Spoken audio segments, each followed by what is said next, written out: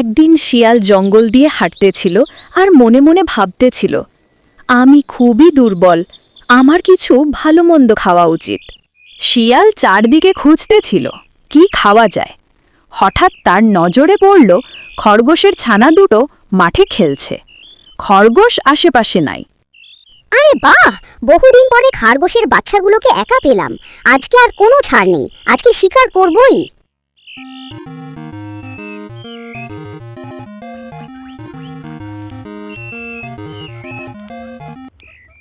এরপর শিয়াল চুপি চুপি খরগোশের ছানাদের কাছে গেল।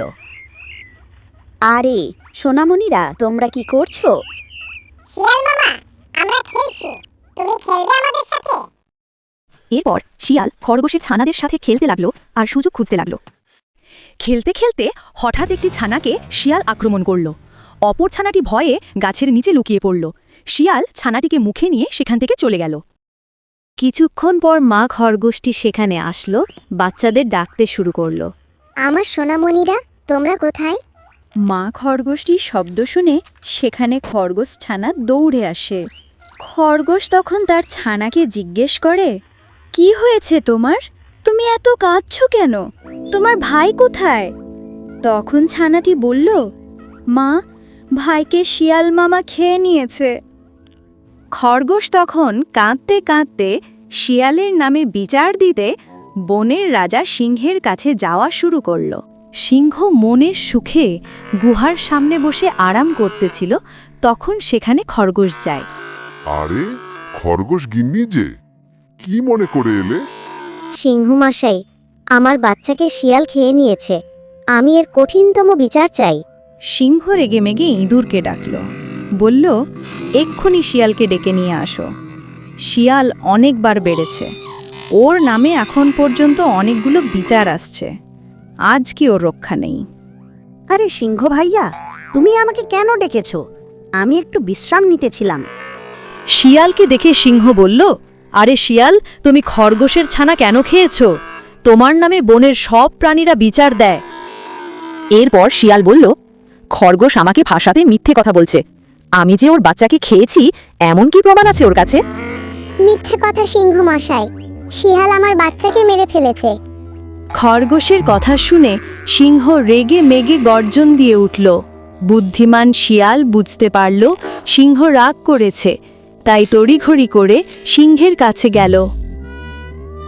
আরে সিংহ ভাইয়া, এত রাগ করো না, খরগোশ এর আরেকটি বাচ্চা আছে, নাড়ুস নুড়ুস, ওইটা তোমার শিকার বানিয়ে দেবো।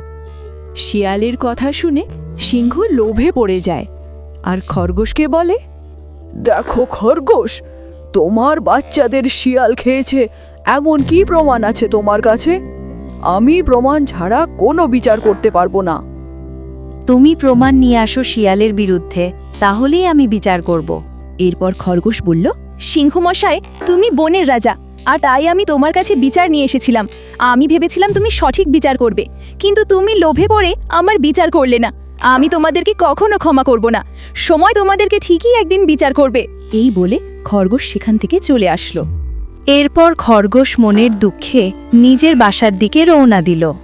সাথে দেখা হলো বানরের সাথে।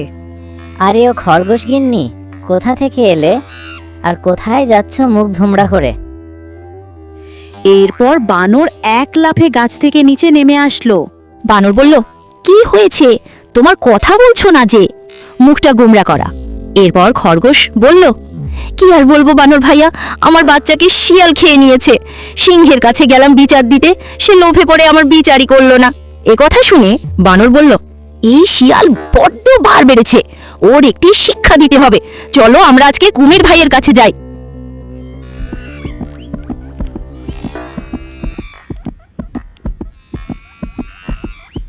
এরপর বানর আর খরগোশ চলে গেল নদীর পাড়ে কুমিরের কাছে। বানর আর খরগোশ জোরছে ডাকলো, কুমির ভাই, কুমির ভাই, কুমির। বানর আর খরগোশকে দেখে কুমির পাশে চলে আসলো আর জিজ্ঞেস করলো, কি হয়েছে? এরপর বানর সব কিছু খুলে বলল এবং কুমির তখন বলল, তুমি শিয়ালের সাথে বন্ধুত্ব করে ওকে আমার কাছে নিয়ে আসো, বাকিটা আমি দেখছি। কেটে গেল বেশ কিছুদিন। এখন বানর আর শিয়ালের সাথে আর সিংহের সাথে বেশ বন্ধুত্ব গড়ে তুলল। একদিন তারা নদীর পাড়ে আসলো ঘুরতে। তারপর তারা নদীর ওই পাড়ে ঘুরতে যেতে চাইল, কিন্তু কিভাবে যাবে? বানর বলল, আমার একটা কুমির বন্ধু আছে, আমি ওকে ডাকি। এরপর বানর কুমিরকে ডাকলো, কুমির বন্ধু একটু পারে আসো না, তোমার সাথে কথা আছে। বানরের ডাক শুনে কুমির পাশে চলে আসলো। বানর বলল, বন্ধু আমাদের একটু ওই পারে নিয়ে দাও। শিয়াল বলল, আমি আগে যাব। বানর বলে, আচ্ছা ঠিক আছে যাও।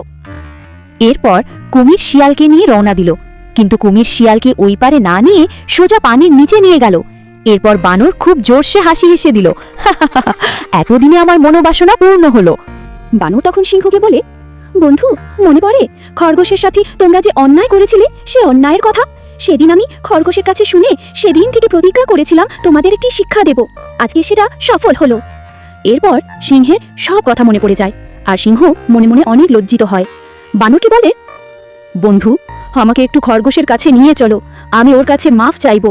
এরপর সিংহ খরগোশের কাছে আসে, আর খরগোশ সিংহকে দেখে বলে, কি চাও তুমি? তুমি আমার সন্তানদেরকে শেষ করে দিয়েছো, তোমরা পাপী।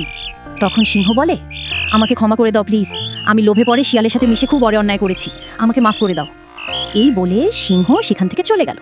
বন্ধুরা, এই গল্প থেকে আমরা কি শিখলাম? এই গল্প থেকে আমরা শিখলাম লোভ, ধূর্ততা ও অন্যের ক্ষতি কখনো ভালো ফল বয়ে আনে না। সততা, ন্যায় ও সদয় আচরণই প্রকৃতি শক্তি। ভিডিওটি ভালো লাগলে চ্যানেলটি সাবস্ক্রাইব করে পাশে থাকো। দেখা হবে পরবর্তী কোনো ভিডিওতে। টাটা, বাই বাই বন্ধুরা।